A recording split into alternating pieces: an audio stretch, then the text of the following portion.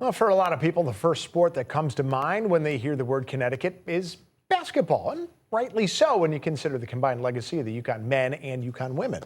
And while the first or maybe even third thought wouldn't be to mention the sport of rodeo, Fox 61's Sean Humphrey tells us about a man who's built his life around his horses. In some way, shape, or form, every event at a rodeo comes down to time.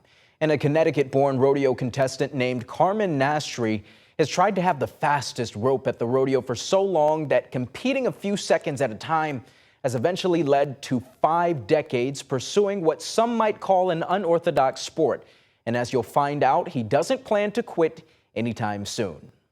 For Carmine Nastri, I started rodeoing when I was 15, and that was in 1975. roping is the family business. My uncles, my grandfather, my brother, we all rode horses and got into rodeoing. While one might not associate cowboy culture with the Northeast, this 50-year vet was born in Waterbury and raised in Woolkit. And he's not just going strong at almost 66 years old.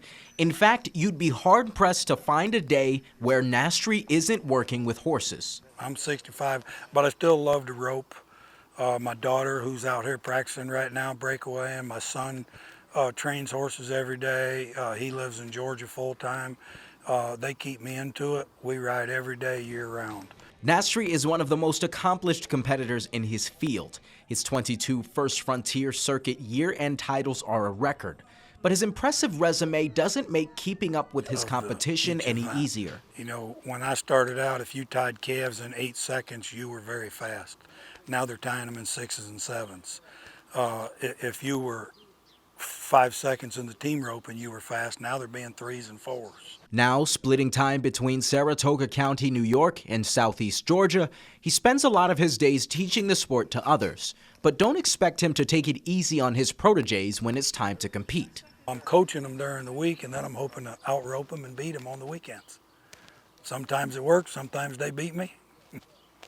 Nastri holds several records in the world of rodeo. He won his first all-around circuit championship in 1983, and his most recent came in 2015. That is the longest span between any contestant's first and last titles. In studio, Sean Humphrey, Fox 61 Sports.